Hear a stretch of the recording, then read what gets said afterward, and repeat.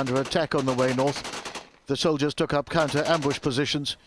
American casualties are light, Iraqi casualties not known. American losses include a main battle tank disabled by a rocket-propelled grenade and 3 soldiers killed when an artillery unit came under so-called friendly fire. The suspicion is that it was mistaken for an Iraqi position and hit by precision-guided bombs. Unusually, the Americans have released footage of their special forces capturing the Haditha Dam northwest of Baghdad. No sign here of any resistance. Overnight, the Americans attacked one of the presidential palaces outside the capital, a favorite place for Saddam and his sons. The special forces blew open the door, but to their disappointment, there was no one at home. Everybody smile! Further south, the holy city of Najaf was the scene of a peaceful but noisy confrontation between the Americans and Iraqi demonstrators. The Americans had complained that the sacred Mosque of Ali had been used by snipers. The Iraqi demonstrators wouldn't let them through. City, okay. Imam Ali, no. Imam Ali, no. City, okay. After the war is over, if and when it is over, there's still a peace to be won. Martin Bell, 5 News. This is the highlight of every soldier's day out here. Letters full of love and kisses, parcels stuffed with the smells and tastes of home. When no phone calls are allowed, each scribbled sentence, each bit of gossip is read, then discussed. It's not a Dear John. Most likely made fun of, and then kept to be read again another time. There's one man in this regiment who can be forgiven for being more desperate than most for news from home, because a week ago today, Billy Avery became a father for the first time. And he was lucky the no phone calls rule was bent just a little, and he managed to ring his wife Sharon in hospital the next day. When I phoned Sharon, and she told me I had a little girl and that she was fantastic and she was really proud, and I felt really emotional, proud and upset all together, and I wish I could have been there, and it's really hard knowing I can't do nothing for her, and I know if I phoned up now she'd be upset. So it makes life really hard for me at the moment, trying to concentrate on my job and the responsibilities I have, and then thinking about Sharon and little Molly. Billy's most recent letter from home still calls him Daddy-to-be. Now he's hoping the next post just might bring him a photograph of his newborn daughter. Catherine Jones, Southern Iraq, 5 News. This was the view from the air. Coalition forces taking fire in the middle of the night as they swooped down on one of Saddam Hussein's palaces, 56 miles outside Baghdad. The coalition says the Tartar Palace was the residence of Saddam Hussein and his son. The coalition says the pictures show U.S. soldiers entering and searching the palace. One of several raids on this night at several different locations. CENTCOM says there were no coalition casualties. We believe that we could have success going into this particular objective area. We also have some indications of where regime leaders move at a given time, and we have a variety of methods that we use to try to attack those regime leaders. On this night, there are no big fish in the net. Not a single regime leader was captured or killed in the raids. But what coalition officials described as valuable documents were seized from the palace. CENTCOM released pictures of another special operation, the capture Monday of a dam northwest of Baghdad on the Euphrates River. The U.S. forces were able to disarm explosives placed to demolish the dam, but now CENTCOM says special forces have come under counterattack from Iraqi artillery and are fighting back.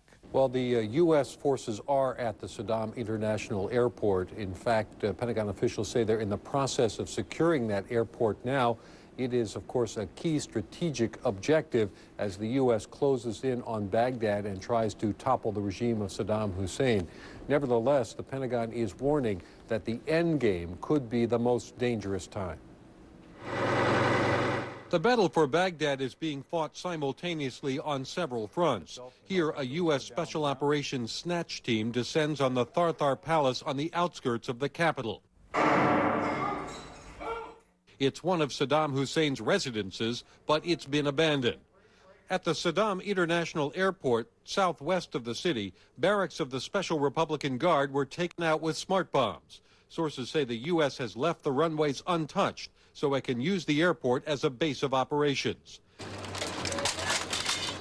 As the U.S. seems to be rolling over ineffective Iraqi resistance, the Pentagon is brimming with confidence about the progress of U.S. troops. They've taken several outlying areas and are closer to the center of the Iraqi capital than many American commuters are from their downtown offices. Rumsfeld says what's left of the 6 Republican Guard divisions that ringed Baghdad are either retreating, going home, surrendering, or reinforcing. Baghdad is now in the dark, the power either inadvertently knocked out by U.S. bombs or turned off by the regime. And events are moving so fast that the maps the Pentagon uses to show how close the U.S. troops are to Baghdad are outdated before they are shown. Apache tank-killing helicopters are devastating Republican Guard armor, and as the Iraqi forces move to reinforce, they become even easier targets. Sources say as part of the Adnan division move south from Tikrit, U.S. airstrikes took out an entire armored brigade, including dozens of tanks. The U.S. says its strategy is not to occupy the entire city of Baghdad, but to seize key objectives and render the regime irrelevant. You're going to have Baghdad isolated. You're going to have half the population that probably wants nothing to do with the folks, the Presi regime, and then you'll start working at it as you can. But one of the things you can do is be patient about that. So this notion of a siege and so forth, I think, is not the right mental picture. Rumsfeld once again today said that he would accept nothing, the U.S. would accept nothing less than an unconditional surrender to end the war. There's no chance there'll be a deal, Rumsfeld insisted, adding it doesn't matter who proposes it. Once again, at least 16 loud explosions rocked the city of Baghdad earlier in the hours of Friday morning, of course the Muslim holy day, and what has hit many presidential palaces belonging to Saddam. About 20 explosions also heard south of the city, reportedly, according to Reuters, along with artillery fire. These, as I say, live pictures at 25 to 5 in the morning Baghdad time, explosions being seen. We can't tell where those explosions are. Suffice to say they are going on as we speak, and explosions right through the night, Thursday night, Friday morning, 16 loud explosions reportedly rocking the center of Baghdad. It's a Muslim holy day, from what's been almost a routine nocturnal bombardment of the capital. Many of those explosions reportedly hitting presidential palaces below. To reinforce 3rd Infantry at the airport. What I can tell you, what we can show you, is pictures that you're looking at now of the morning carnage. The carnage of the last 4 hours of fighting between the United States Army 7th Cavalry and some Iraqi units which tried to counterattack about 4 or so hours ago. He asked first for soldiers to secure his compound, located halfway down the road to the mosque. But no one explains that to the crowd. There is no more striking example of the sensitivities that the U.S. soldiers face here than what is taking place on this street right up from the Ali Mosque right now. Chaos as the crowd apparently believes the soldiers want to approach the shrine. You are a Christian. They don't want you to let inside the holy shrine of Imam Ali. Clerics appear with a message from the Grand Ayatollah, but the message is drowned out. The colonel instructs his men to stay calm. They gotta understand he wants us here. Smile, relax. His soldiers take a knee, their weapons brought down from the ready position. They do everything soldiers can to appear less hostile. But the potential for confrontation remains. The commander makes a decision. Turn around. Okay. Just turn around and go. He orders his men back to their compound to await cooler heads. Ryan Chilcote, CNN, with 101st Airborne in Najaf, Iraq. Central Baghdad, it's a strategic seizure, the biggest prize so far for coalition forces. We basically occupied the international airport, had 2 battalions from our brigade, 1st Brigade, 3rd Infantry Division, come down from the south to the north in order to seize the runway. Our mission up here is to block the entrance from Baghdad. This is about as far east that you can get into the Baghdad proper city. The rapid advance forward started yesterday. Along the road to the airport, 2 burning Iraqi tanks, piles of Iraqi military boots and helmets. Holding their hands up, large numbers of Iraqi troops surrendered. The US military claimed 2,500 Republican Guard troops have now given themselves up. Are you welcome? Welcome. On the outskirts, what the coalition have been waiting for, a warm welcome from Iraqi citizens. The storming of the airport came at night. The US military say 320 Iraqi troops were killed in the fight for control. Reporters say there was little resistance. Almost no Iraqi opposition coming in here. On the way up in the daylight hours, we did encounter some, but it was of a scattered variety, just a bunch of guys in pickup trucks with guns, some foot soldiers. They were quickly cut down by the U.S. Army as it advanced. From central Baghdad, huge explosions could be seen coming from the airport area. The capital itself was plunged into darkness, its first blackout since the start of the war. The US denied targeting the electricity supply. In terms of the power, Central Command has not targeted the power grid in Baghdad. So you don't know why the power might have gone off? We do not, at this point, we do not. CENTCOM's looking at that themselves, but they don't know. On Iraqi TV this morning, a statement read out by Iraq's information minister, allegedly written by Saddam Hussein. It claimed victory is within the grasp of Iraqi troops. In Basra, British troops hand out leaflets requesting information on identifying members of hiding Iraqi resistance. Overnight, British forces say they killed 8 militia in a street battle. Good. To win the trust of locals, British soldiers are letting Basra's residents plunder buildings once occupied by the militia. On the front line, US troops attempt to win friends, hearts and minds with frisbees.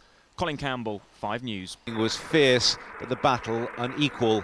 The smouldering remains of an Iraqi armoured car, and by its side the body of an Iraqi soldier, are all that remains of a column that stormed up this road to defend the airport last night.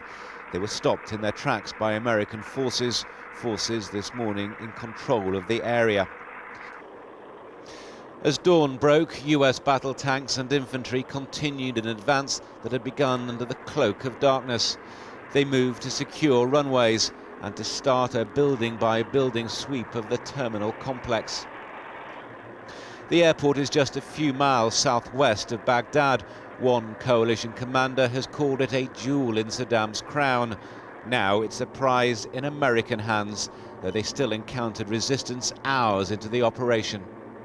No casualties here. I received sporadic gunfire yesterday on the mission from before, but this was basically a occupation drill for us to get set to block. We did use aircraft in the reconnaissance form in order to identify some tanks, working hand in hand with the airport. We were able to engage that before they actually engaged.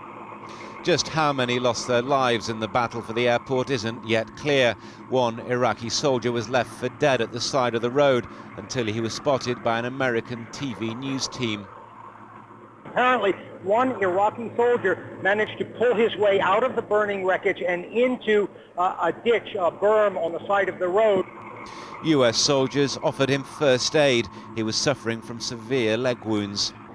Others could or would not fight. This civilian worker surrendered to American forces. Many now wonder whether the surrender of Saddam's regime can be far behind. John Ray, ITV News. Just before 8 o'clock, and Baghdad is about to have a blackout. The lights in the suburbs are the first to go as darkness descends over the Iraqi capital. At the same time, Iraq's Deputy Prime Minister Tariq Aziz is in the middle of a television interview denying coalition forces are at the gates of Baghdad. And the same leadership is going to lead the future of Iraq. You know, in 1991... The only light to be seen here last night came from the airstrikes. Using night vision, our cameraman captures the scene. Across the western horizon, missiles and bombs rained down. Some of the heaviest strikes were towards Saddam International Airport. The first stage of the battle for Baghdad unfolding in the distance. What appear to be missiles are seen coming in low over the city. According to coalition forces, targets struck overnight included presidential palaces and the headquarters of the Iraqi Air Force. It was a sustained attack, one of the largest in the two-week-old campaign.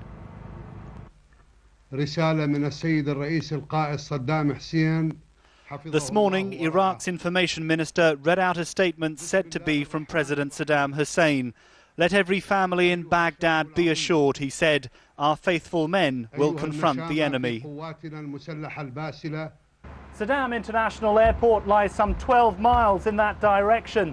The intense battle for control of it has forced many residents to flee. One has described it as a night of hell. The shockwaves are being felt throughout the rest of the Iraqi capital, which now feels more like a ghost town. The battle for these streets could soon begin. Neil Connery, ITV News, Baghdad. Here at Battle Group headquarters on the outskirts of Basra, we're on what we're calling Mission Creep. The British troops are making perhaps half a mile progress towards the city centre every day. It is slow and it is cautious, but that is quite deliberate.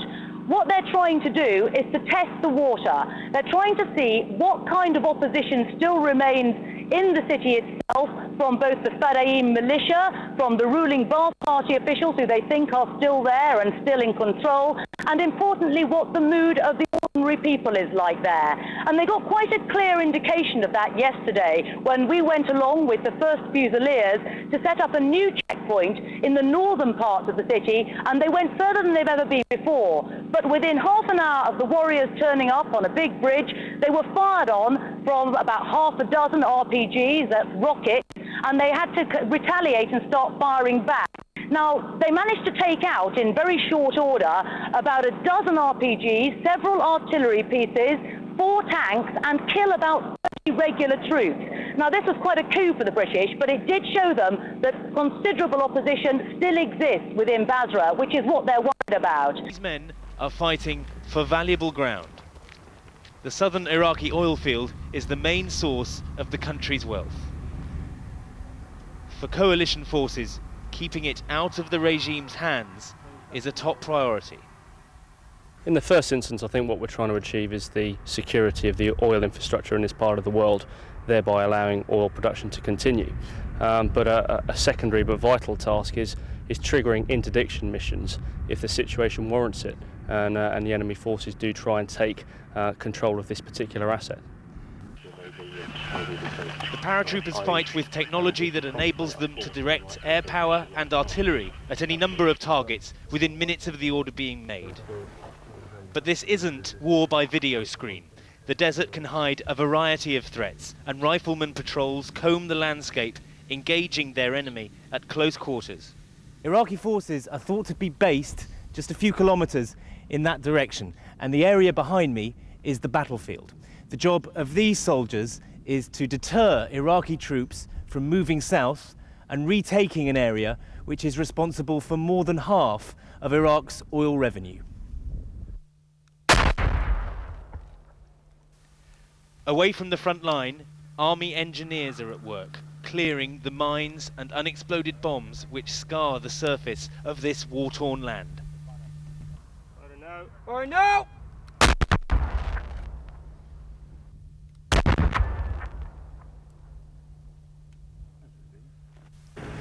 British troops will stay here as long as the coalition command sees the oil fields as being under threat. Its hope is that what flows through these pipelines will pay for the recovery of a country. Geraint Vincent, ITV News, Southern Iraq. Symbol of Saddam Hussein's power is now largely in the hands of America's 3rd Infantry Division.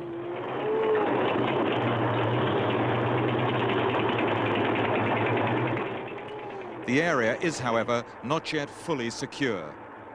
This is a VIP lounge that never again will receive Saddam's guests. We basically occupied the international airport, had 2 battalions from our brigade, 1st Brigade, 3rd Infantry Division, come down from the south and the north in order to seize the runway. Our mission up here is to block the entrance from Baghdad. This is about as far east that you can get into the Baghdad proper city. Satellite photos show just how large the airport is, 6 square miles. And some fighting continues, with the Iraqis shelling the area from inside Baghdad.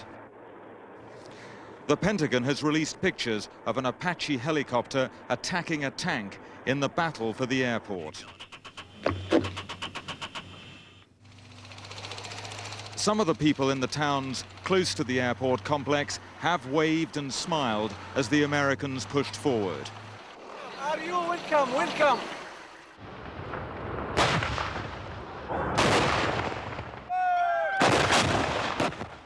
We have seen other American units taking up positions around the outskirts of the capital, which is close to being encircled by American armored units. Commanders say the resistance they're meeting involves small Iraqi formations. They believe they have done severe damage to the Iraqis' ability to command and control large units. But commanders are still cautious as to what resistance they'll find if and when they enter the city.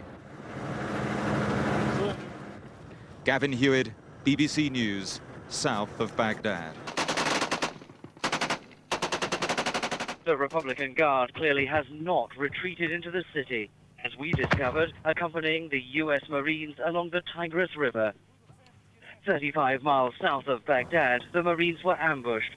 The resulting firefight lasted more than an hour. Whilst returning fire to a complex where the Iraqi fighters were hiding, the Marines discovered there was a sniper in the tower behind them. Hey, gunner! You got a sniper in the tower behind you! They fired on the sniper's position, and the firing stopped. Corporal Travis Day fired his weapon in combat for the very first time. He believes this is a sign of things to come as his unit closes in on Baghdad. No, I'm hoping it doesn't get any worse than this. But, you know, I just got this feeling in my gut that the further north we get, the worse it's going to get, the more contact we're going to get. American doctors treated one Marine who had suffered a leg wound. He was evacuated by helicopter. They also treated an Iraqi soldier and seized a stockpile of weapons the Iraqis had been issued with. Some Republican Guard have surrendered to the Americans. Others have been taken prisoner of war. The fear is that Republican Guard are massing in small groups, seeking to stage similar attacks along the route to Baghdad. David Willis, BBC News, Central Iraq. About to brief reporters, let's listen in. This image is a regime command and control facility in the vicinity of Tikrit. The target was struck on the 2nd of April. I'll show you on this image here. You can see there's only a minor amount of damage that's apparent. The part of the structure that was being attacked is actually under the ground. So let's go back to the split now. Again, it's this one. And post-strike here. Some of our weaponeering decisions will let us penetrate through concrete and cause a detonation beneath, and there are many of these facilities that are actually underground. The second image is a command and control facility in Baghdad.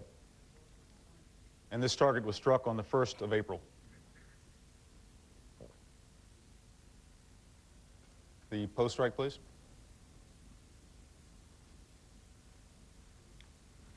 And the split. Our coalition special operations forces in northern Iraq continued concentrated air attacks against regime military forces in northern Iraq. They're maintaining effective control of roads leading into or out of Iraq and roads between Baghdad and Tikrit. Special operations forces in key locations throughout the country are positioned to locate regime facilities or strategic systems and to direct precision fires to destroy them. This next video shows a special operations air asset engaging regime command and control facilities in western Iraq. This is a military complex for command and control. A series of buildings were engaged in this case from an aerial platform.